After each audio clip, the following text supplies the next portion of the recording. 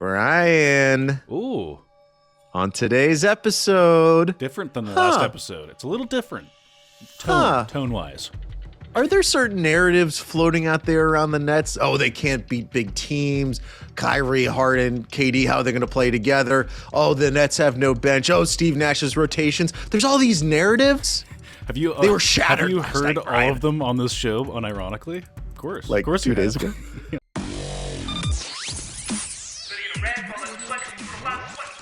Welcome back to the Glue Guys. This is Mike. Hello, Brian. Hello. I came in really early. I thought it was Check us out on Twitter at BK Glue Guys, Netsdaily.com, The Athletic. Get yourself behind the paywall at theathletic.com. Brian. Do it, Michael. Give it to me. The Nets are back. I needed it. The people really wanted that. The people needed it. They wanted it. Brian, the Nets are back. They are. The Nets are back, That Brian. happened. I mean, that's going to be on the thumbnail. It's got to be in full, in big block letters. They're back. Mike, it was a great game. It was a late game. It was unnecessarily late again, but we did it. We're back. The funny thing is, so Brian's feeling, let's just be honest. Let's lay it out there because people are going to be feeling your vibes. Yeah. They're going to be feeling the negativity. Tell people what's going on in your life because this was the best game of the year. I'm super positive and I'm stoked. Okay. But I also have a back spasm and these late games are starting to really piss me off, Mike. That's all. That's all I'm trying to say. I was loving it. I've been doing a new way to watch basketball games, and I suggest everyone do the same. If you have like a YouTube TV of DVR where you get streaming capabilities, all that stuff, wait like 20 minutes after tip, watch the game. During halftime, watch Book of Boba Fett. Okay. And then catch back up, and you can skip all the free throws. What a game, Brian. Do you think they're ever going to make a piece of Star Wars media that you won't just completely absentmindedly consume? Yeah, and the funny, and not to, we will talk Nets Bulls, but Book of Boba Fett isn't good. Yeah, it's just not, and like the lead actor is he played the role of Jango Fett many years ago in those horrible prequel movies, and they were just like, yeah, let's throw. I mean, it's fine, but it's just not a very good show. There was like a Vespa biker gang in this episode. Ooh. That gets you in. The Vespa biker gang pulls you in. I'm sold. Brian! Michael, we did it. The Nets are back. That was a joyous victory, a statement win, if you will, Michael. Statement. A true statement. It frankly really best win of the year. I think we can definitively say it was a true joy to watch. Yeah. The connectivity, the excitement. You said that was nice. There's a lot of connectivity there. There's a lot of connectivity. It felt like we've had these fever dreams in the past of what this Nets team could be. Like we've all gone to bed and had those dreams of Kyrie Irving, James Harden, and Kevin Durant all playing on the floor together. We saw it. We were teased by it in 8 games last season. Yeah. All right. And it's been a massive point of discussion for us. I mean, since the moment that Kevin Durant and Kyrie have signed here, like they've had this existence where sometimes they're in and out of the lineup. There's no consistency. It's become a meme that the Nets just don't have consistency. Mm-hmm. And they continue to not have consistency because Kyrie's unvaccinated. But the peak Nets, that's a pretty high peak. That's the highest peak in the NBA is peak Nets. Yes. It's just that they can't obtain it all the time. But this game was, Patty Mills corner threes. Yeah. Dion Sharp. The softest hands in the biz. We even saw James Harden corner three, just a completely standstill corner three for James Harden. You haven't seen it in a year, and now we have it again. And it's not like Kyrie didn't play well. No. But I think the effect of Kyrie impacted so much of that game. It's like, I've been blabbering on about Joe Harris. You have been. About how Joe Harris. Mugging for weeks. Yeah. And finally he may come back and he's going to alter this team. Kyrie didn't play well. 4 for 10 for the field, 9 points, 3 assists. He was really kind of a non-factor in terms of on-the-court production. But having his presence out there and like forcing the Bulls to at least account for Kyrie Irving made it so that like James Harden had more room to operate. KD only took 10 shots. Now he took a bunch of free throws, so he took more than 10 shots from the field, but he accounted for 10 field goal attempts. And he had 27 points, 9 assists, 1 turnover. Harden, 25 points, 16 assists, and so many of them in the fourth quarter were Just styling, gorgeous, just really styling and profiling. dancing on your face dimes. Yeah. How was it in the Discord? How was it on was the joyous. Twitch stream? How could it not be? I mean, and also the Dayron coming out party is another spectacular element of this, obviously. What did you think? It's of going to be Dayron? hard not to get carried away and have some really hot takes that might not age well, but I'm going to try. I'm going to try not to. Do you know who took the most shots last night for the Nets? I don't. Dayron Sharp. I was gonna. I mean, I was gonna say that's Dayron Sharp. too easy to say, Dayron. That's interesting. I guess that I wouldn't have guessed that had we not teed it up. But there is something to be said if we're gonna take the hottest take version of it. Like, I'm not gonna say Dayron is like the key to everything, but having a rim roller, Wow, Brian's about to say an actual Dayron's the key to a rim rolling threat is really important. And at present, Nick Claxton, love him to death, is a defensive powerhouse. Has stone hands and cannot be trusted for in rhythm rim rolling. And not that Dayron can either yet. This is just one really good outing. We've never seen an outing like this from Nick Claxton, where he's just really locked in with one of our star players, in this case James Harden, but also with KD and stuff too. Like, he was getting fed from everybody and just really playing that distance with his defender neatly, rolling appropriately, and getting like good, like just finishing really well. Good lift and do like contorted layups here and there. Like, that's something that Nick Claxton can do. But I didn't know that Dayron had a soft finishing touch, which it appears he might be able to do that. So lots to like there. I mean, I know you're an acolyte of the Mohs hardness scale. I don't know if you know about Mohs scale of mineral hardness. Mohs is named after German geologist and mineralogist Friedrich Mohs, even though I said it like a Frenchman. Sorry, you're going to say something I don't know already, or what do you? So that's the standard for hardness. If Nick Claxton is Mohs hardness 7, if he's a quartz, I would say Dayron Sharp is a gypsum. Mohs hardness 2, maybe even a talc. What is this hardness? Is this you're like? I don't want to. What this is how hard Mohs hardness. It's how you grade how hard a mineral is. Okay. The lightest mineral that they have here is talc, which I imagine is how talcum powder is made, and the hardest mineral is diamond. So I would say your heart is Nick Claxton. Anyways, sorry. I would say Nick Claxton is somewhere between a quartz and a topaz, which is very high up. It's a 7 or 8. And I would say Dayron Sharp I get is a 2 or 3. I get what you're doing, but I don't understand why the context is hardness. What is that? We're talking about hard hands or soft hands. Oh, okay. So hands. So I'm with it now. Sorry. Nick Claxton's I had a late hands game last night. are quartz or topaz. Yeah. And got it. Dayron Sharp's is gypsum or calcite. I'm with you. Okay. Wow. Good to be back on the same page. Apologies. This was like a real, like, as you were talking, I'm like, this is going to be a hilarious segment. It's good. And I forget to clue you in on that. Yeah. Killer comparisons, mineral hardness to Nets players. Nets players' hands, guys. Hands. I will start with this about Dayron Sharp. This is the official Dayron Sharp segment. Okay, so clip it for YouTube. This is it. Okay, this is the Dayron Sharp segment. Offensively, so damn smooth. It's not even that he received every pass, handled it pretty much every pass pretty well. There's a couple of misses, but every big man is going to have a couple of misses. He's like that really. You're a big hip guy, huge, right? Huge hip guy. You scout via the hip, and it's one of the keys. It's one of the 3 important keys, and I won't get into the others. Right, it's too complex. Yeah, it's not the Mohs scale of it is. It is the first domino to fall, though. Is the hips. So his hips, he's got this like nice shifting ability.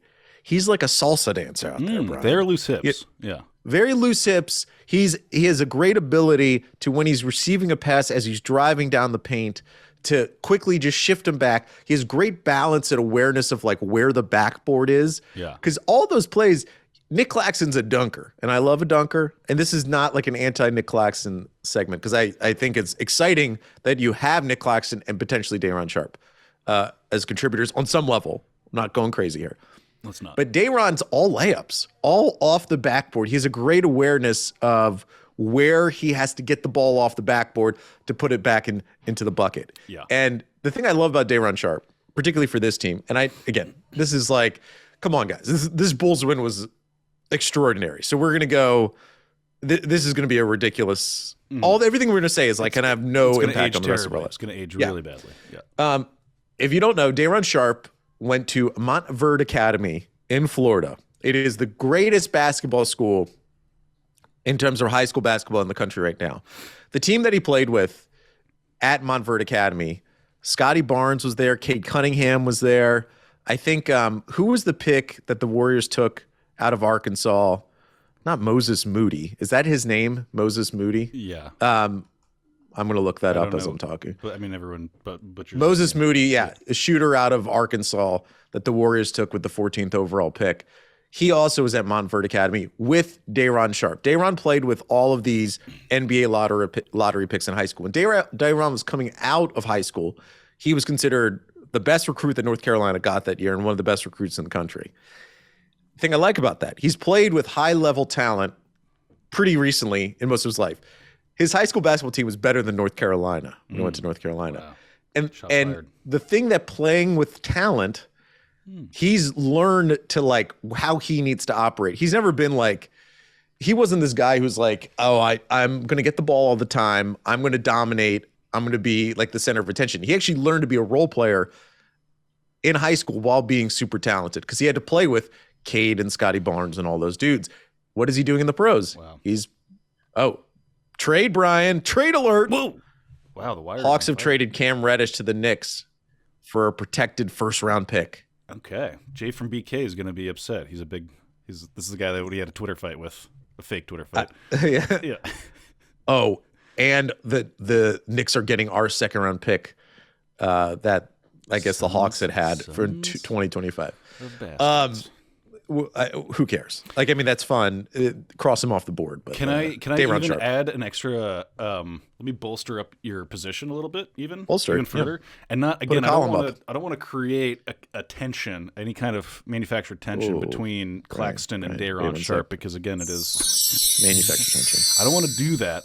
But using your comparison here from their pre-NBA, their pre-pro, like Claxton had a whole different responsibility. He was the guy on his Georgia team.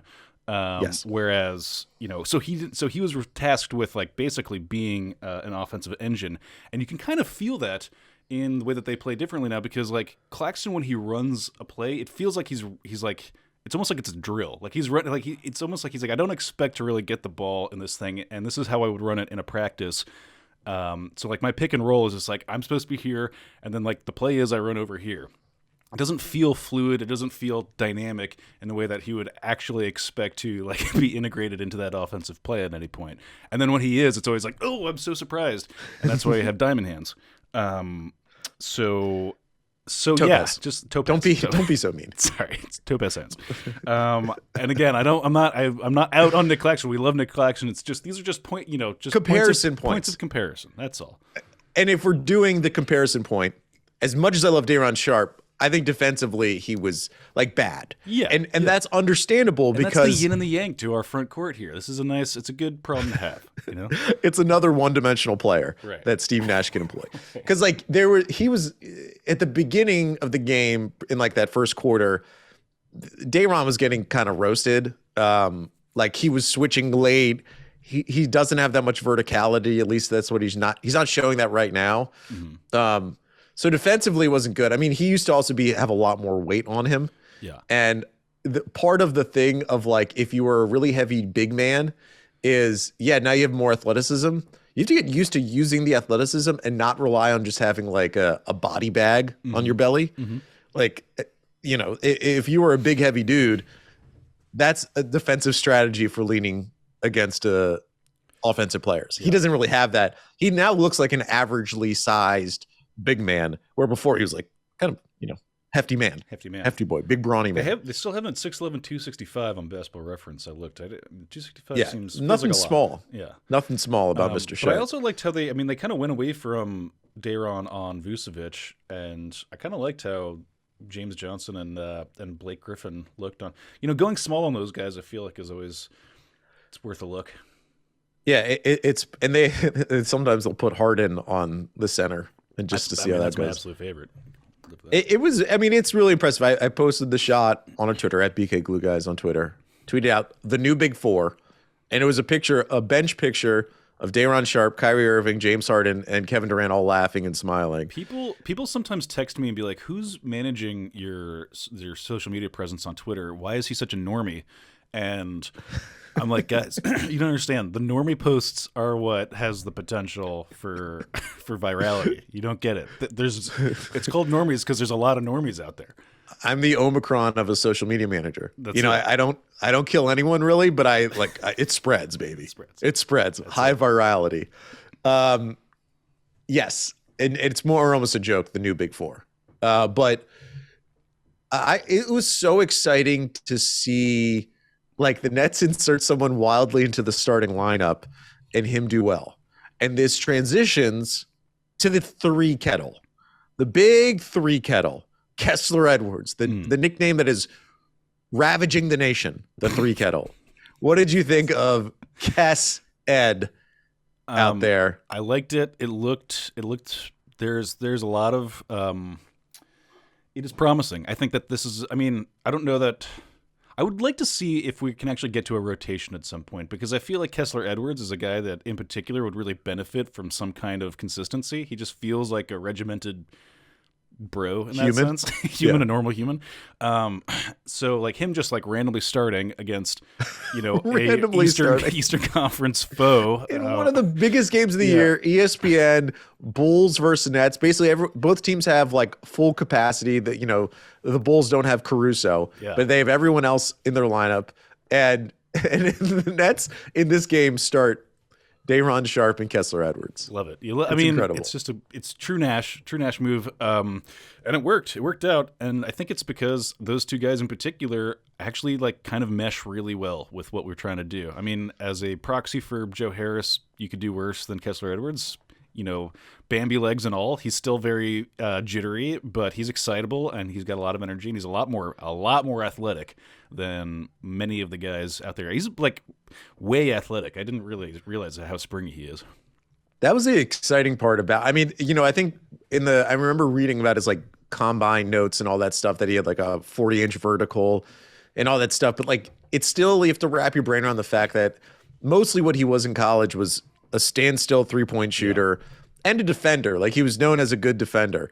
He was super active with his hands. He does have like, you could tell that the Bulls were completely surprised by the hops. Like that's going to get around that like, oh, this guy, if he plays more, like he can actually jump. Watch the vertical spacing. Watch the vertical spacing on him. I like at the beginning of the game, I think it was the first 3-pointer the Nets hit. Kessler Edwards like ran around a screen and was ready to receive the pass and shoot. Like immediately, he got the pass, put it up from the top of the key and hit it. That was the only 3 he hit all game, but I appreciated that he was like, because we had talked about the jitteriness. He was ready for at least that moment. And I think he played really well defensively. They do need that athletic wing. I don't know if he's like the guy that's going to take him in the playoffs. I don't think that. Like, let's just be honest.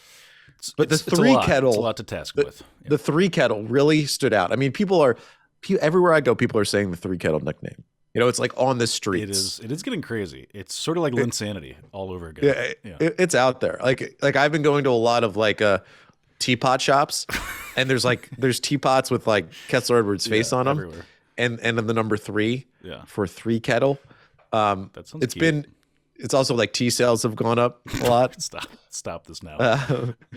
Can I do my fun segment that you're gonna hate? Yeah. Okay. To me, this game, this Nets Bulls game, I will forever remember it, and I will write a book about it someday, and I will name it the narrative shredding game. Can the Nets beat a top team in the league? Narrative shredded.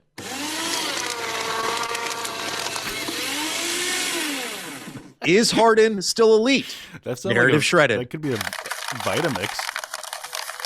Huh. That's a to-go. That's a good to-go container with soda cans in it. Okay. Can KD, Kyrie, and Harden fit together in their short playing time? Narrative shredded. This is a yoga mat. Being shredded? Getting shredded, or these are all things shredded. getting shredded? Oh, okay, cool. This is all things. KD and Harden. They play too many minutes. Narrative shredded. This is Jello. Oh. This is Jello getting shredded. Isn't it weird? That is weird. Oh wow. Steve Nash can't set a correct starting lineup. Narrative shredded. That's it. This is a basketball. This is a fun one. The Nets need a 3-and-D wing. I think it's Kessler Edwards. Narrative shredded. Rubber ducky? Let me guess. It's a rubber ducky. Hey, I got it. The Nets need a big man who can score consistently around the bucket. Dion Sharp. Narrative shredded. Hang on. Styrofoam? No. This is gonna be a hard one. It's in front of you right now. Oh, you type on it. It's a keyboard? That was a keyboard. Wow. Deep dish pizza is pizza. It's pizza. Narrative shredded. A microwave? No. Alarm clock. Ah. This was the narrative shredding game. You fight well, but you've caused me enough trouble. Now you face the Shredder. The Shredder? Maybe all that hardware's for making coleslaw. Mike, the amount people are not going to realize how much time that probably took. Did that take a while? Can I tell you something? Okay, Yeah. Full honesty here. My son is sick. Okay, my son is on the couch, high fever. You know. So things now, like now you don't have to take diarrhea, care of him. So you've vomiting. got a lot of free time because you've put him out to sea, sitting basically. I'm sitting next to him and he's saying, "Daddy, I really need some water. I need cold water." And I was like, "One sec, Cold water. 1 sec. I am Yeah. Googling Yeah. Shredded items. A shredded Jello sound clip. That's amazing. Did he ever get that water, or is he still? No, I know he's. I don't know where he is, frankly. As much fun as that really was, well done, Mike. I'm impressed. I do think some narratives were shred. But I mean, the top one really is like, can the Nets beat a top team in the league? And no more definitive statement than beating the Bulls on ESPN primetime on their home floor. That crowd was pretty juiced to They were start pretty the juiced, game. and that whole team got exposed, Mike. I want to feel like they got exposed. Yeah, I mean, it was not only that, it was like this kind of game where like the Nets knew in the moment that they were like, this is going to matter that we're throwing behind the back passes on them. And like Bembry had I hung on to the rim for too long kind of dunk, you know, like the shove it in your face kind of hang on the rim. Have we talked about his signature dismount enough? Bembry has a signature This is how he Tell me. Like, you know how some people have signature dunks. He has normal dunks, two-handed. He hangs there, but then he kind of like he topples off in a very specific way every time. Have you noticed this? I think it's a great way to kind of put a little flair, a little signature flair on your dunk. It's not always about the actual dunk itself. It's about how you exit. How you dismount? Yeah, you dismount. I think more people need a signature dismount. I think so too. Is what I think you're saying. it's cool. Anyways, What a game. Good game. Good game. Good game. Let's do this quick break. Coming back, we'll talk a little bit more about the game, and then we'll do news around the league. Oh, okay. And we're back, Brian. Wow. Before we end this game, I want to say two things. Okay. One, this version of Patty Mills is what I love. Yeah. Who doesn't? Corner three Patty. Just be in that corner at the perfect time, accept the pass, and shoot it. I mean, it starts from the top. I mean, honestly, let's talk about the fact that if this team is designed to have Kyrie Irving play. We haven't talked about Javon Carter in a while. That's for good reason. Javon had a nice pull up. He did have one nice pull up, and that's exactly what I want to be talking about when we talk about Javon Carter. Yeah, that was the one nice shot he had. Because the way that it's supposed to be is that Javon Carter is a third string point guard, not a second string point guard tasked with or sometimes starter. And this is, it's important. It's important that Kyrie Irving does actually play basketball. Like, yeah, and I think so that brings back to the Patty Mills thing, like you were saying, where it's because Kyrie was where he's on the floor and Kyrie's trying to do the things, like penetrating, ball handling, all the stuff that Kyrie does. Again, did not have a good game. No. But what it did was it shifted Patty Mills into where Patty Mills should be in his life, right? Like as much as I love him and I love the activity that he brings, he's not just a standstill shooter. The best version of Patty Mills is stand in the corner most of the time, maybe have some activity getting around screens and stuff like that, but just be ready to receive the open pass and take that shot. He was 6 from 8 from 3, and he was hitting some devastating corner threes where the defense was so consumed by trying to contain Harden and KD and to some degree Kyrie that inevitably Patty Mills is just left wide open from 3. 22 minutes, 21 points. That's perfect. And I talk about Joe Harris. You know, Joe is going to provide that too as a 3-point shooter of just like being in the right place at the right time. I still have more confidence in Patty overall than Joe, but I'm here and waiting for Joe. So I was excited to see sort of the realignment. That's what Kyrie brings, the realignment of Patty Mills. Right. And secondly, I mean, best James Harden's game of the year. I know he scored more points, and I know he's had like 39-point triple doubles and all that stuff. But this was a dominant, like utterly brutal display on the floor. He was a Harkonnen, and they were. He was. He's sort of built like a Harkonnen. Atreides. Harkonnen.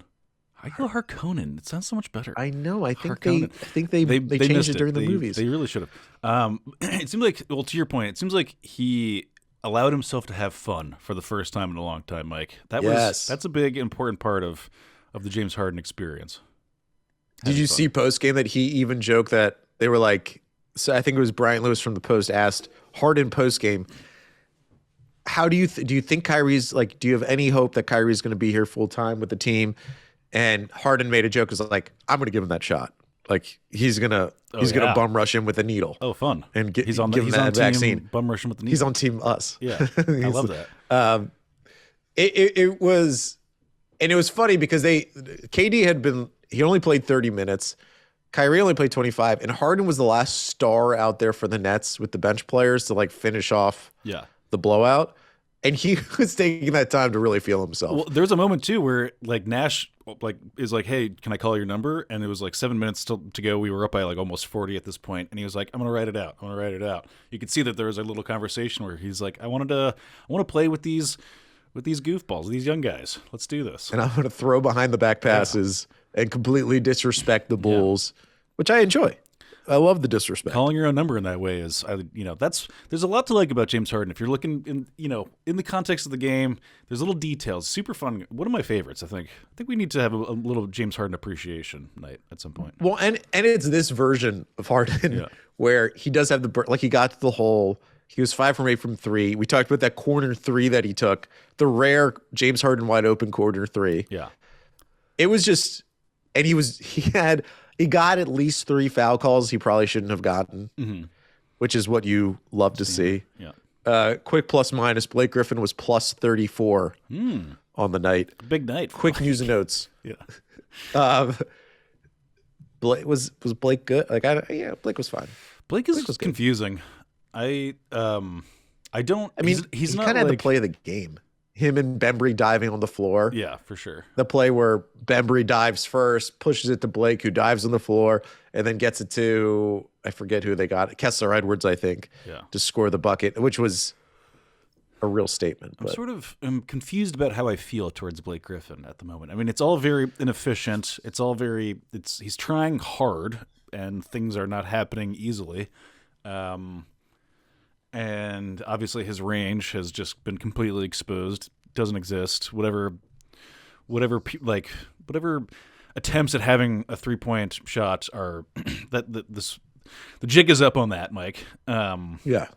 So now he's left back to kind of breaking down bigger defenders off the dribble and things like that. He's kind of trying to work mismatches, and that's not really ever what we want to be doing. It's not a very efficient offensive play to run, and when it works, it looks cool, and that's it's a highlight and it's fun. But I don't know what to do with Blake right now. It is weird to think that this team has Blake Griffin, and he just kind of doesn't feel essential at all. It is. Isn't it weird that his offensive game is basically I break you down off the dribble? I'm this 6'9" power forward who he's I'm old Sean Kemp is sort of what he's like the decrepit years of Sean Kemp.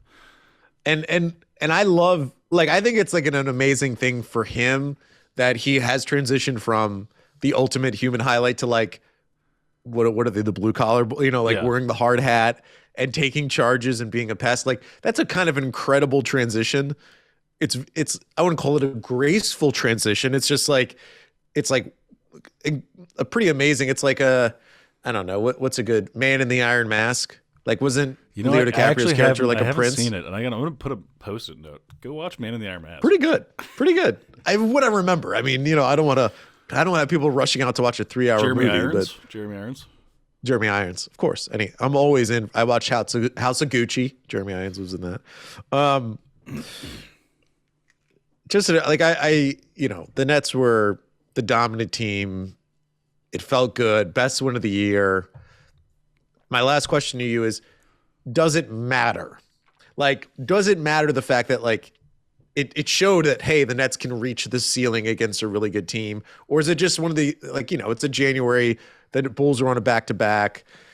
How much can we really take away from it? I think it both matters. I think I'm just going to say it. Let's go all in. It matters. I like this win. It was an important one. They had that little infographic of us losing 8 of our 8 games against the top 8 teams in the league, which is lame and not a cool data point to have. So, and I would say, like, it's important symbolically for that reason, but also it was important just because it was a gelling moment. There is a cohesiveness.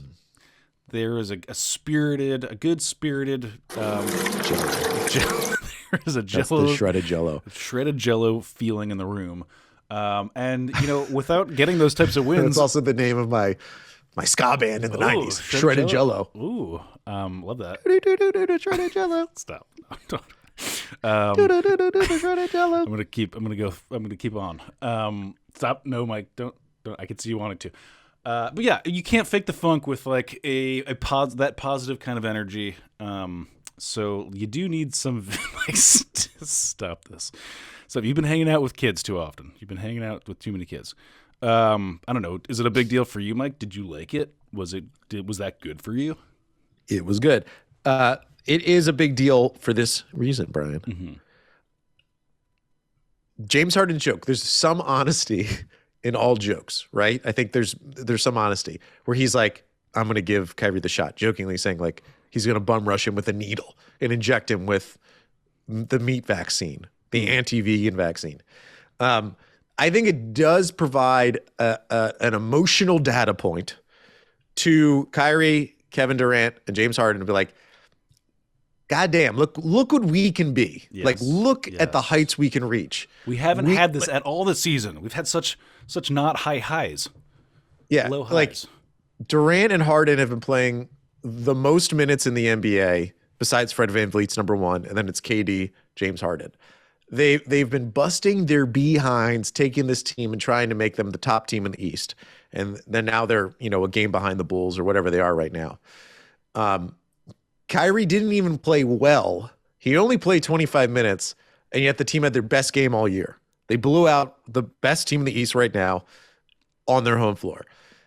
If that doesn't provide sort of that emotional lift to say, hey, Kyrie, like, and we're going to talk about this in News Around the League, there's other factors that may lead to Kyrie being able to play at home without getting the vaccine, and I understand all that. But still, the best thing for global health, for the Nets, for Kyrie Irving's health and everything else is for him to get vaccinated, right? If nothing provides that lift, and for Kevin Durant and James Harden to be on their WeChat with Kyrie saying, dude, how good was that? Yeah. Like, that was good. Let's bring it home. Let's let the home crowd see that more often.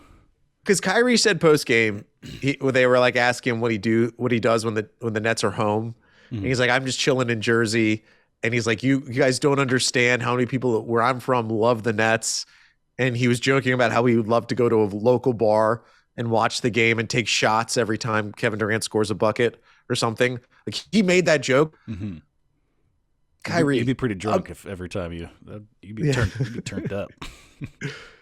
Kyrie, imagine the feeling of getting vaccinated, feeling healthy, and then walking out onto that home floor at Barclays, the adulation would be unlike anything you've heard before in your career. And this is I don't know if I've said this before, but I was thinking about this, which is that, like, Kyrie Irving in his not with the team days, is presumably truly not with the team, hanging out with like his aunt, who it appears everyone there is an anti-vaxxer or something, just surrounded by that energy. And then like now to be reintroduced to the world, and it's like, oh, we're in a room full of 20,000 people are here. They're all everyone here is vaccinated. Like, oh, I guess I'm the only one. And that's just going to happen over and over and over again. Be like, truly, like, oh, all these now hundreds of thousands of people that I'm seeing and interacting with, they're all vaccinated, and it's just my aunt back in Jersey who's also anti-vax, and the poison being poured in his ear, maybe it's going to have less influence. That's maybe the hope. What a great place to get to. It's the news. All right, go.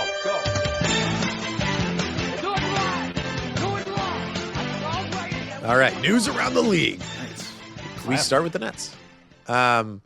So Stephen Bondi wrote a story for the Daily News, and I'll get into what Bondi reported.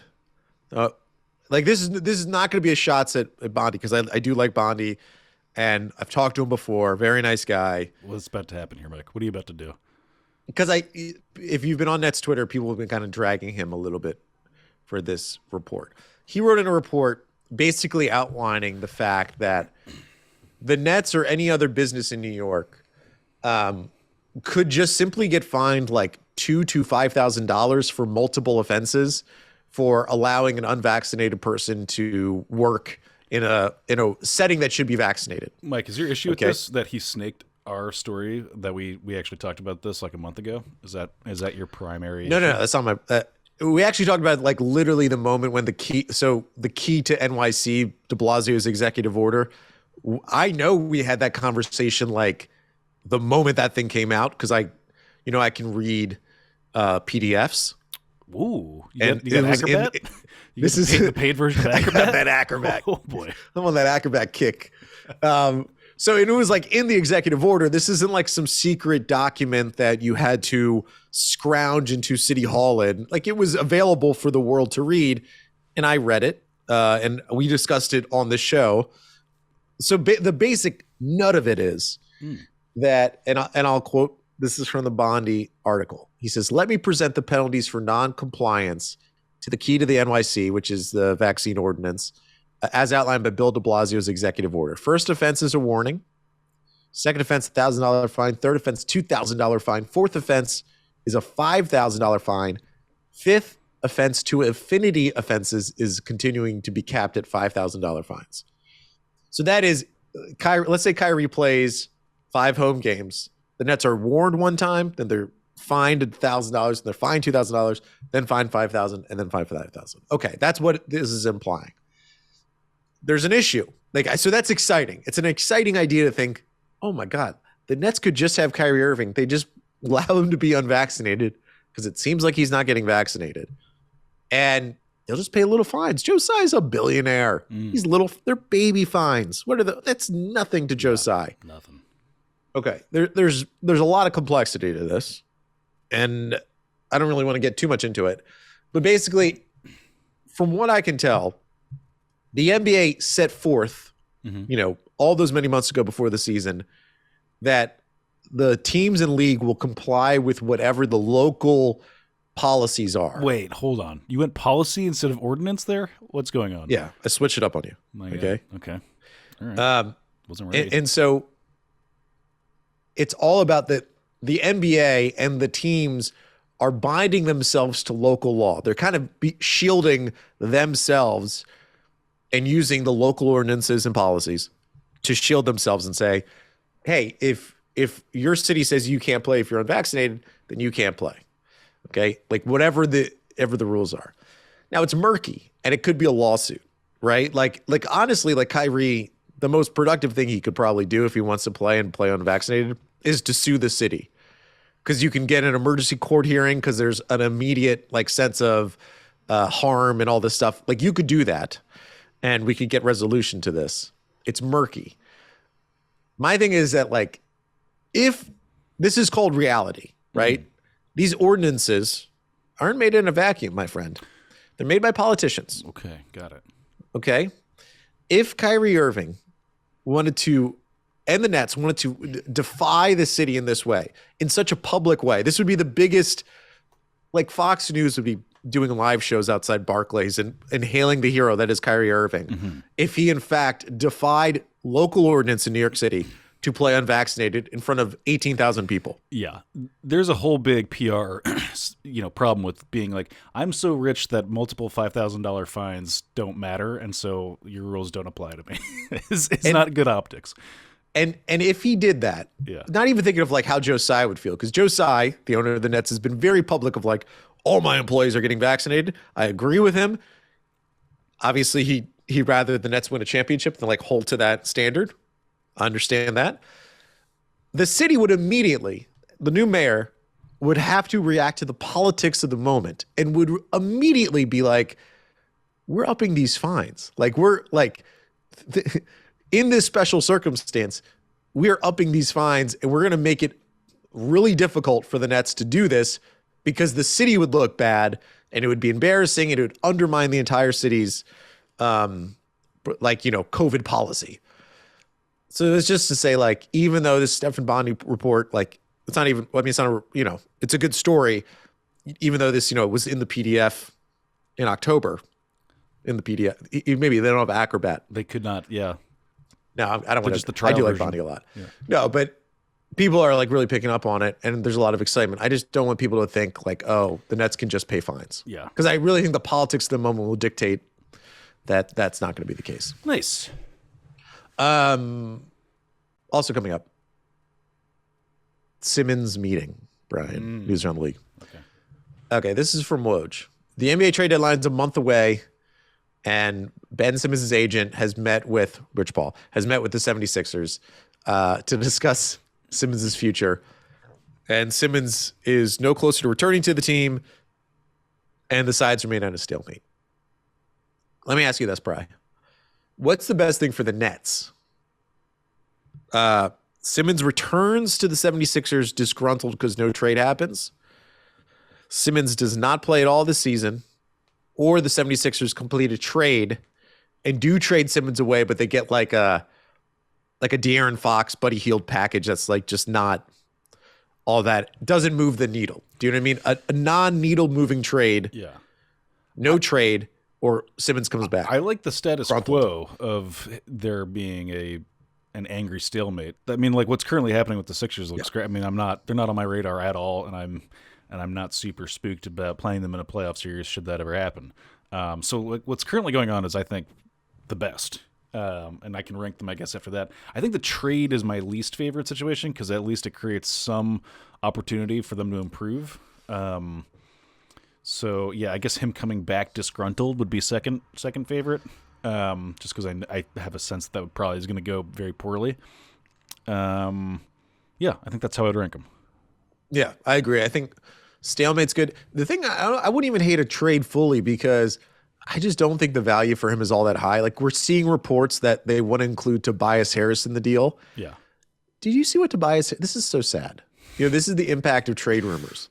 Tobias Harris was asked about those trade rumors. So the reports have been out that the 76ers are considering packaging Tobias Harris' contract with Ben Simmons to clear cap space so they can make a run at James Harden this summer, which of course would impact the Nets. I still don't know why Harden would definitely want to go to Philly. That doesn't really line up for me. Tobias Harris was asked about these rumors, and he said, I really don't want to talk about it because it's been weighing on my mental health for the past 2 days.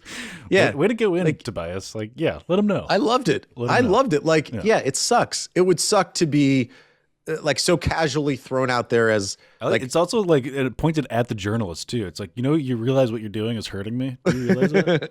What you're saying, those words hurt. They hurt my feelings. Which I appreciate too. Putting your own anxiety on other people. That's sort of the way True. It's the way I know am in my marriage and friendships and our work marriage. Yeah. Just kidding. You've always been good to me, Mike. Always been good. No worries. We're good. Don't talk about this. Shredded Jello. So I'm savoring this Simmons issues. Like, it seems like there's really there won't be a resolution. I mean, we did get some Cam Reddish movement, right? We got the Cam Reddish trade. So maybe more trades are going to be picking up, but I don't think there's no Deus Ex Machina for the 76ers. Last one thing. Okay. Looks like Damian Lillard may be done for the year. Mm-hmm. He got abdomen surgery. What is an abdomen surgery? I saw that. I was like, what part of the It's abdomen? Be painful as hell. What part? I just thought that was like a region. C-section. I didn't know that was a thing. He had a baby. Yeah, he had a baby. Like, what part of the abdomen? That has to be painful. And another big trade news. Bol's trade with the Pistons has been voided because he didn't pass health inspection. Oh, Should the Nets trade for Bol? Yeah, that's interesting. Can you pass somebody else's health inspection thing? It's like if your car doesn't pass inspection, you just take it to another place and see if you can get it through. Do you remember when the Kyrie Isaiah Thomas trade that sent Kyrie to Boston? That they declared the trade, it was happening. Then they looked at Isaiah Thomas's hip and they realized that he would basically never be the same guy again. Well, this is the Sharif Abdur-Rahim rescinded. Famously. And the Cavs were still yeah, we'll still do this. Just give us some extra second round picks. Yeah. It's like, what? Yeah. Anyways. Yeah. What's happening? So they tried to sell him a lemon with Bol. And it didn't work out, huh? I kind of want Bol. I don't care that he's hurt. Of course you do, Mike. You love every meme player. You want him and Taco Fall and everybody else. George Mirasan, bring him out. I told you, right, that I saw George Mirasan at a 7-Eleven recently. Well, no. At a 7-Eleven. My guy. So I live near. Oh, I used to live near where George Mirasan lives here in Maryland. Wow. And not that I knew that, but obviously I did research post meeting Mirasan. I go to my local 7-Eleven, get my coffee, like an average Joe, and I'm walking up. You know how there's a counter, then there's the coffee canisters that you dispense the coffee out of. Mm-hmm. Well, there's a human head floating above all that. I was like, well, that seems pretty high. And I'm walking there. I was thinking, is he standing on the counter for some reason? What's going on? It's George Mirasan wearing Wizards gear, wizard sweats, because you got to think these 7-footers. So much, yeah. That's got. They only have so many clothes they can buy, right? So basketball clothes, and he was getting. He didn't even get a large coffee. He got a medium. Wow, medium coffee. Anything else? What did he put in it? Cream? I think it was just a medium coffee. Flavored Maybe cream? there was a snack. I think there's also a promotion at 7-Eleven at the time where if you get a coffee, you also get a free muffin. So I think he picked up a muffin. Can't tell if it was blueberry or corn. I don't know if it was a corn muffin. Okay. But he got a muffin, and the guys at 7-Eleven knew him, and they paid. And then it took him a minute to get into his car because he's a giant. He just to wedge himself in there. He had you ever read the memoirs, or it's a graphic novel memoir of Andre the Giant? He says when he had to go wrestle in Japan, he'd use the bathtub as a toilet because he would just envelop the Japanese toilets. They're too small. It's a true story. Anyways, God what were we bless talking him. about? We had news around the league or something? Bol. Good news. Manu Bol played for the Wizards. Back on the market. Bullets. Let's get him. Yes. So that's it. So to wrap up the show, Bri, what a game. It looks like no one's really going to play in that Thunder game. I think the Nets have their next game's against the Thunder. It maybe seems like Harden's going to be. Yeah, it's today. It's back at home. Well, those are fake games. Home games are fake games until Kyrie starts playing them. That's the meme. I don't make the rules. These are the rules of the memes. Here's the schedule coming up. It's interesting. Thunder, Pelicans at home. At Cleveland, that's a big game at 3:00 on a Monday. What? Oh, no. What is it? Is it Martin Luther King? Yeah. Yeah, it's got to be. It's got to be. Yeah, the 17th. At the Wizards here. Maybe I'll go to that one. Maybe I should go to that one. At San Antonio. So we have the 4-game stretch on the road where it's just going to be Kyrie all the time. And then home Lakers, home Denver. And then it's another 5-game road trip. Warriors, Suns, Kings, Jazz, Denver. A lot of meaty games coming up, a lot of them on the road. Wow. And a lot of them are going to involve Kyrie Irving. I think like something like 15 of the next Nets games are like 10 of 15 are on the road, if not more than that. So there's a lot of Kyrie coming up. Very good. Exciting. Take us out, Mike. Brian, thank you so much for listening. Check us out on Twitter at BKGlueGuys. Find us on Twitter. I already talked about that. Yeah. Apple Podcasts, Netsdaily.com, The Athletic, New York Times, Tesla. Elon Musk. Thanks, everybody.